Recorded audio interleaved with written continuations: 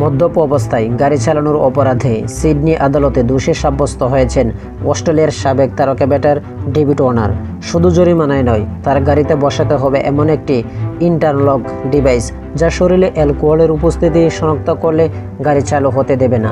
মঙ্গলবার 18 August 1500 Australian dollar জরিমানা করা হয় অস্ট্রেলিয়ার অন্যতম সফল ক্রিকেটার ওয়ার্নারকে। এপ্রিল মাসে গ্রেপ্তারের পর নিজের অপরাধ স্বীকার করেছিলেন তিনি।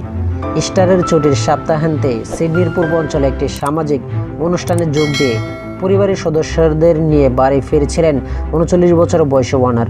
পথে পুলিশের নিঃশ্বাস পরীক্ষার জায়গা দেখতে পেয়ে গাড়ি থামান। আদালতের শুনানিতে উঠে আসে আরও চাঞ্চল্যকর তথ্য। এই পরীক্ষায় মুখোমুখি হওয়ার পর ওয়ার্নারের এক নারী যাত্রীর সঙ্গে আসন বদলানোর চেষ্টা করেছিলেন। তার রক্তে অ্যালকোহলের মাত্রা ছিল আইনগত অনুমোদিত সীমার 2 গুণেরও বেশি। সিডনির ওয়ারলিক লোকাল কোর্টের বিচারক ক্লেয়ার ফার্নান বলেন, ওয়ার্নারের ভবিষ্যতের একই অপরাধ আবার করবেন এমন সম্ভাব্য কম বলে তিনি মনে করেন। তবে মদ্যপ অবস্থায় গাড়ি চালানোর ভয়াবহতা তুলে ধরে বিচারক বলেন, নিউ সাউথ ওয়েলসের এখন বহু সড়ক দুর্ঘটনার পেছনে এ ধরনের অপরাধের একটি গুরুত্বপূর্ণ কারণ।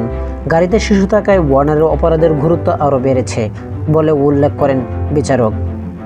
আদালতের রায়ের ফলে ওয়ার্নারকে নিজের গাড়িতে একটি অ্যালকোহল ইন্টারলক ডিভাইস বসাতে হবে। এই প্রযুক্তি চালকের শরীরে অ্যালকোহলের উপস্থিতি শনাক্ত করলে গাড়ি ইঞ্জিন চালু হতে বাধা দেবে। আদালত থেকে বেরিয়ে যাওয়ার সময় বিপুল সংখ্যক গণমাধ্যম কর্মীর উপস্থিতি থাকলেও ওয়ার্নারের কোনো মন্তব্য করেননি। তার ম্যানেজমেন্টের কাছেও তাৎক্ষণিকভাবে মন্তব্য জানতে চাওয়া হয়েছিল, তবে আর কোনো প্রতিক্রিয়া দেয়নি।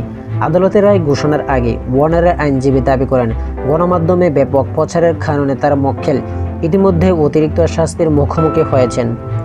আইনজীবী আওয়াস আহমেদ আদালতের বলেন, এই ঘটনার কারণে ওয়ার্নারের বাণিজ্যিক সুযোগও ক্ষতিগ্রস্ত হচ্ছে, তাই তাকে দোষী সাব্যস্ত না করার আবেদন জানান তিনি।